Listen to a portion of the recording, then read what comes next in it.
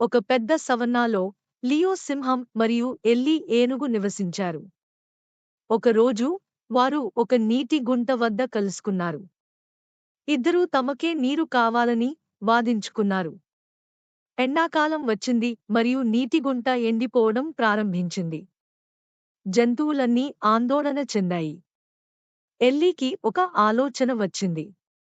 నీళ్ల కోసం తవ్వుదాం అంది.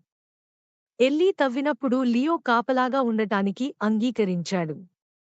చాలాసేపు తవ్విన తర్వాత ఎల్లికి నీరు దొరికింది. అది ప్రవహించడం ప్రారంభించింది. జంతువులన్నీ సంతోషించి త్రాగడానికి వచ్చాయి. అకస్మాత్తుగా కొన్ని హైనాలు నీటిని తీసుకోవడానికి వచ్చాయి. వారిని ఆపడానికి లియో మరియు ఎల్లీ కలిసి పనిచేశారు.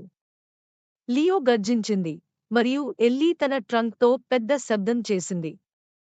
హైనాలు భయపడి పారిపోయాయి. ఆ తర్వాత లియో, ఎల్లీ మంచి స్నేహితులయ్యారు. పోరాడడం కంటే కలిసి పనిచేయడం మంచిదని వారు తెలుసుకున్నారు. సవన్నా ప్రశాంతంగా ఉంది. అందరూ సంతోషంగా ఉన్నారు.